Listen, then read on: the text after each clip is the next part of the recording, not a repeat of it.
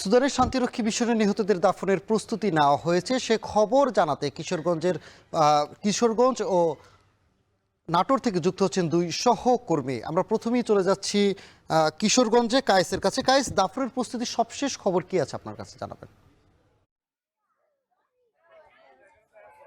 সানি, দাফনের সর্বশেষ প্রস্তুতির কথা যদি বলি, যে এখানে যে জাহাঙ্গীর আলম নিহত সেনা সদস্য, তার যে নিজ গ্রামের বাড়ি পাকুন্দিয়া উপজেলার তারাকান্দি গ্রাম, সেখানে কিন্তু আমরা সকাল থেকেই অবস্থান করছি এবং দেখছি সেখানে কিন্তু তাদের সবশেষ প্রস্তুতি চলছে এবং অল্প কিছুক্ষণের মধ্যেই কিন্তু মরদেহটি এসে হেলিকপ্টার যোগে পৌঁছানোর কথা রয়েছে। এবং এখানে আমরা দেখেছি যে ইতোমধ্যেই কবরের যে কাজ সেটি সম্পূর্ণ হয়েছে, পাশাপাশি যে অন্যান্য যে সামগ্রিক প্রস্তুতি রয়েছে সেগুলোও কিন্তু তারা সম্পন্ন করেছে। পাশাপাশি তারা প্রস্তুত করেছে যে বাদ জোহর এখানে সেই সেনা সদস্যের কিন্তু জানাজা সম্পূর্ণ হবে পাশেই তার বাড়ির সামনে একটি মাঠে, সেখানেও কিন্তু সর্বশেষ প্রস্তুতি নেওয়া হয়েছে। আমি একটু যদি জানিয়ে রাখতে চাই যে বেশ কয়েকদিন যাবতই কিন্তু অপেক্ষায় ছিল তার পরিবার এবং স্বজনরা যে কখন তারা দেখতে পারবে তাদের এই সেনা সদস্যকে, যিনি কয়েকদিন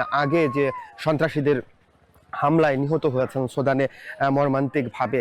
এবং এখানকার যে পরিস্থিতি, সেই নিহত হওয়ার পর থেকেই আমরা দেখেছি যে ভারী হয়ে আছে এই এলাকা। তারা এলাকাবাসী বলছে, স্বজনরাও বলছে যে জাহাঙ্গীর আলমের যে তার পারিবারিক যে অবস্থান রয়েছে সেটিও কিন্তু খুব বেশি সচ্ছল না, এবং তাদের যে পরিবার পরিজনরাও কিন্তু এ নিয়ে বেশ উদ্বিগ্ন রয়েছেন। তার পরিবার কিভাবে চলবে, তার একটি ছোট্ট শিশু রয়েছে 3 বছর বয়সী। এবং সব মিলিয়ে যদি বলি, এইখানকার যে এর আগেও আমরা দেখি প্রথম থেকেই যে তাদের মধ্যে যে একটা শোকের আবহ চলছিল, সেটি কিন্তু আজকেও আবারও নতুন করে আবার বলা যায় যে তারা অপেক্ষায় আছে শেষবারের মতো আসলে দেখার জন্য। এবং আরেকটি বিষয় জানিয়ে রাখতে চাই, তারা যে 3 ভাইয়ের মধ্যে এক ভাই বেকার আছেন এবং আরেক ভাই প্রবাস জীবনযাপন করছিলেন, তিনিও কিন্তু ছুটে এসেছেন সেই প্রবাস থেকে ভাইকে সর্বশেষ দেখার জন্য। এবং সবাই মিলে কিন্তু তাদের যে সর্বশেষ প্রস্তুতি সেদিকে কিন্তু এগিয়ে যাচ্ছে এবং কিছুক্ষণের মধ্যেই কিশোরগঞ্জে পাকুন্দিয়ায় কিন্তু মরদেহটি পৌঁছানোর কথা রয়েছে। তো কিশোরগঞ্জ থেকে আমার কাছে ছিল ওই সর্বশেষ তথ্য। এবার একটু যেতে চাই নাটোরে, সেখানেও আরেক সেনা সদস্যের দেহ আসছে, সেখানকার খবর জানাবেন মাহবুব, জানাবেন সেখানকার সর্বশেষ তথ্য। কায়েস, আপনাকে ধন্যবাদ।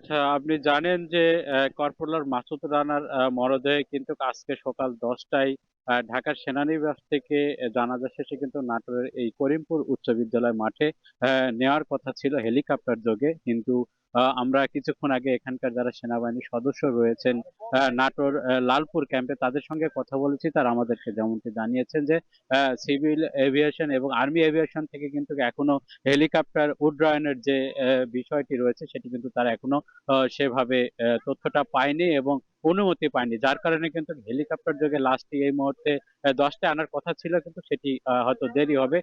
তারা যেটি বলছে যে 11:30 12টা নাগাদ হয়তো নাটোরের এই করিমপুর উচ্চ বিদ্যালয় মাঠে কিন্তু এই কর্পোরাল মাসুদ রানার লাশ আনার সম্ভাবনা রয়েছে।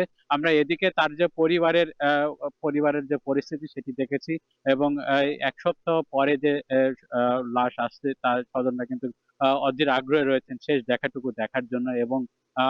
এবং বোয়ালিয়া এখান থেকে 10 কিলোমিটার দূরে কিন্তু যে সেনা সদস্য মাসুদ রানার পরিবার রয়েছে সেখানে কিন্তু নিয়ে যাওয়া হবে, এবং এরপরে বোয়ালিয়া উচ্চ বিদ্যালয়ে যে মাঠ রয়েছে সেই মাঠে কিন্তু তার যে জানাজা সেটি কিন্তু সম্পন্ন হবে।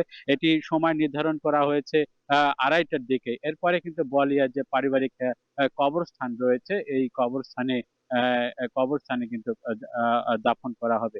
আপনাকে একটু জানিয়ে রাখি যে 2005 সালে কর্পোরাল মাসুদ রানা বাংলাদেশ সেনাবাহিনীতে যোগদান করেন।